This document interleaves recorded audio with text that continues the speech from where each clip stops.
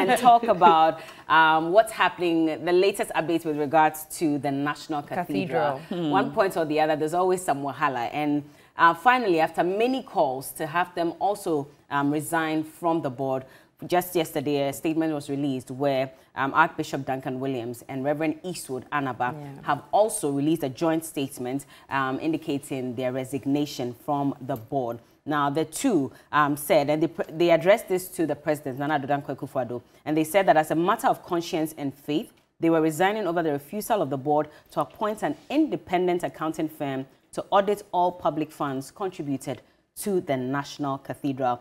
And of course, they said that attempts to have an audience with the president over the matter has also not been successful, which is why they decided they are not, going to be on the board anymore.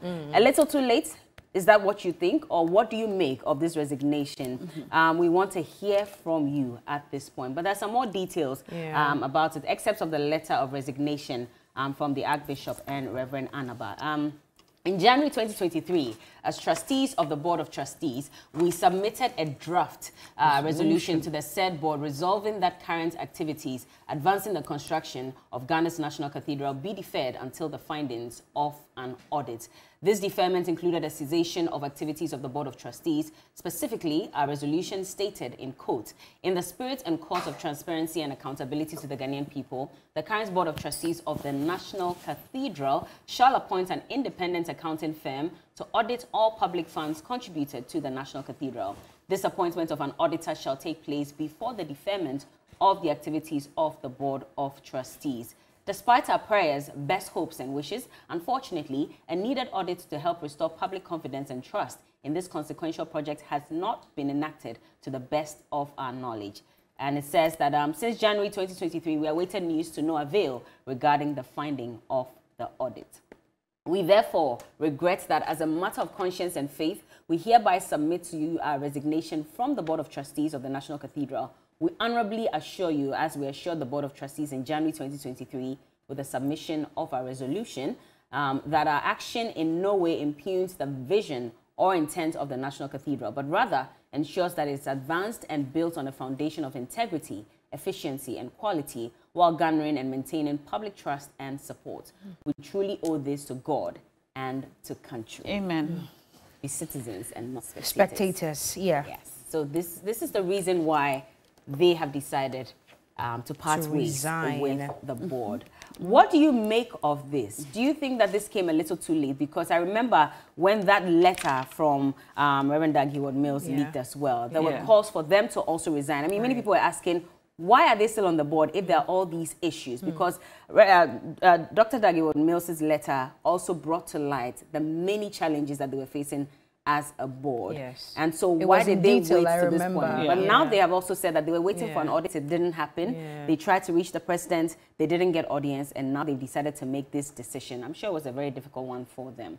But let's take a look at the Board of Trustees. Anyway, so there's Apostle Professor Opoku Onyina there, former chairman of the Church of Pentecost. There's Archbishop Charles Palmer Bako, Metropolitan Catholic Archbishop Cape Coast, and there is, who is the vice chairman, and there's Most Reverend Bishop Justice Ofe Akrofi, former Anglican Archbishop Emeritus, he's a member. Right Reverend Professor Emmanuel Mate, former moderator of the Presbyterian Church, who's also a member. There's also Most Reverend T.K. Awotre Pratt, former presiding bishop of the Methodist Church. Archbishop Nicholas Duncan Williams, who has resigned currently. Reverend Dr. Joyce Aye, Executive Director, Salt and Light Ministries, who is also a member. Reverend Eastwood Anaba, okay, he's also resigned. And yes, Reverend Victor Kusi Boating, remember all the controversies that surrounded all the findings, especially by Honorable Okujeto Ablakwa, yes. And then there's the Reverend Dr. Frimpong Manso, General Superintendent, Assemblies of God, who is a member. And then Kinsley Ofosu Intiama, who is Executive Director, Ghana Museums and Monuments Board. He is also a member. Let's have you call us, tell us exactly, oh, there's a caller on the line already. Good morning, your name and where you're calling from. Yeah, my name is Clement. I'm calling from. Let's hear you, please. Yeah, This pastors leaving the National Cathedral Board, I don't know why they decide now to leave. Some of their colleagues left earlier. Yeah, I was even expecting almost all of them to leave. But you know, men of God these days, they preach something and they do otherwise. So I was even expecting them to leave long ago. I didn't know why they were still there. Okay. They've helped the president in digging out a very big hole without nothing to show. But they spend huge amounts of our money. So these pastors, their hands are tight. They can't even speak through to power because they have joined the president in chopping our money. Okay. I'm even disappointed that most of their churches, including mine, have to donate huge sums of money. Meanwhile, their congregations, part of the congregations need those money to invest in their businesses and to pay their work fees. Did you say including your church? Did you say including the church that you attend? I can't hear you, please. Did you say including the church you also attend? Yes. I see. Donated money. Okay. All right. Thank you very much. I'm sure he's done, right? Yeah, I'm sure he's done. Yeah. Very interesting. Yeah. But he made a very important point, because that's what I was also wondering when we started going through the members on the board. So if Doug Hayward-Mills is gone, and now these two are also going, the rest, are they not in agreement with staying? Well, when Doug resigned, we wondered about the rest. Yes. And now two of them have also resigned. So how about the rest? They don't share the same sentiments? We'll hear from them soon. Because we've now seen that at least two others shared similar sentiments with or as Doug Hayward-Mills. Let's take a look at some excerpts of his letter. He resigned from the Board of Trustees last year in August, I believe. He said, "You may recall that I have spoken passionately and written extensively about the cost, the design, the location, the fundraising, the mobilization of the churches, and the role of the trustees. These, if heeded, would have made our project more achievable. Generally speaking, my inputs, my opinions, and my letters have been trivialized and set aside. This lack of clarity is robbing our vision of the validity it needs. Over and over, I have asked that we address this appropriately and urgently because there are many dire implications to the trustees and individuals involved in this project." All right. So this is an excerpt from his letter talking about being, complaining or raising concerns about certain important aspects of the construction, and he had been ignored over and over and over again. Let's talk to this caller, and then we'll come back to the letter. Hello? Important aspects of the construction, and he had been ignored. Hello? Hello? Can you please turn down the volume on your TV set? All right. Because we can hear you. Can you hear me?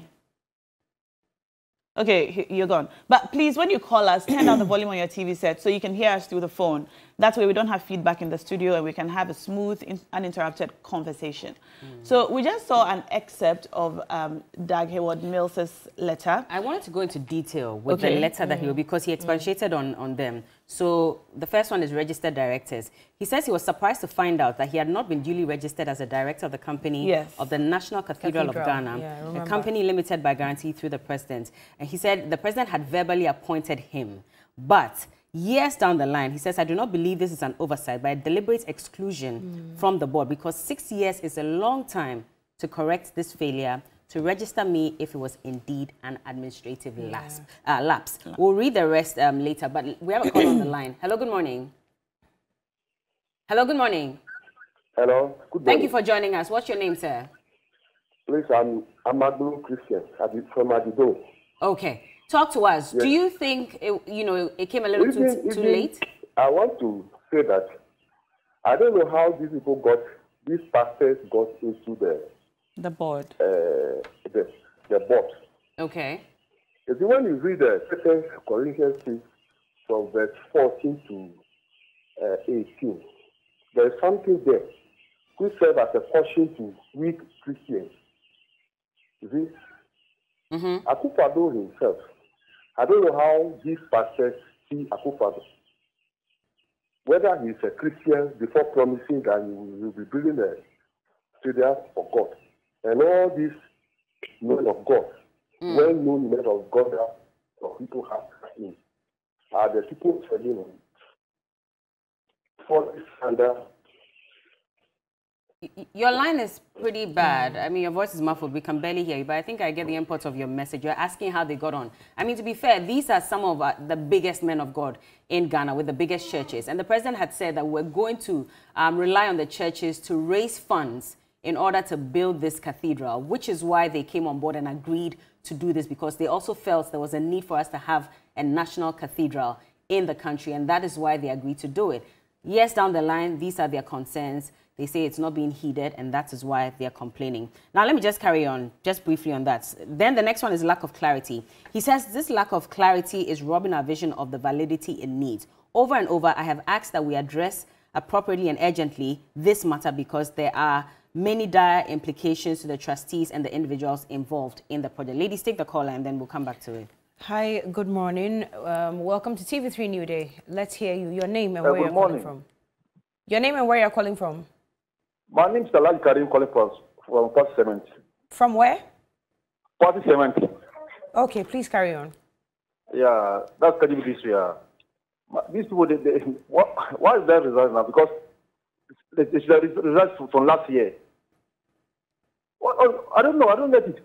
Okay, they should put the money they are taking, the allowances, and then they should put that on all, and then they know that they result too. Because you can't take so allowances things from that we're getting 2-3 years now, and they resign now. No, they should put the allowances they take from that coffee. They should put all for us and because I don't know what they are doing. It's like these people, they sit there. Right now the kitchen is hot. They are not coming out as we resign. They should resign. They should be there. All right. Well, thank you for your call. He says that they shouldn't resign. They should all be there. They should be there until when? Anyway, let me carry on. So, on the one hand, the National Cathedral is said to be a government of Ghana project, with the government taking financial decisions. Yet, on another hand, at meetings, it is implied that the trustees have taken or participated in taking some of these decisions. So he said, I would like to clearly state that if in the future there's more clarity to my role and function in the building of the cathedral, I remain open. He says he's not against it, but also the other issue that he raised, he says, I do not wish the media or general public to construe my withdrawal as a sign of a lack of support or belief in the building of the National Cathedral. Then, of course, there are a number of other reasons that he stated as well. Quite a lengthy one, but a few I remember when it came out here. I remember. Anyway, so does it mean we're expecting more resignations from the Board of Trustees? Because now 3 of them are out.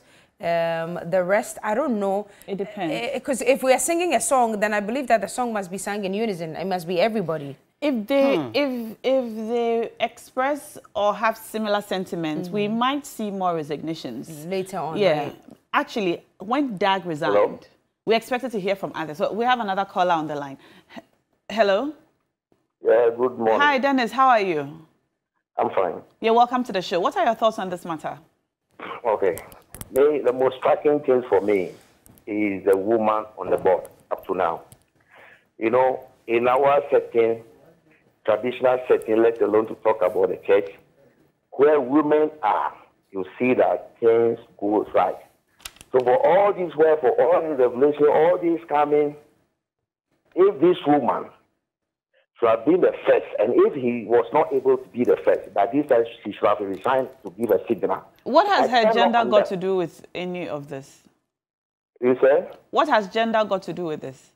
I am saying that in our setting, women always make sure that wherever they are, things go on well. That is what we know in our traditional setting, let alone to talk about the church. Is that so? You don't see women at places where things will go wrong and they will still be there.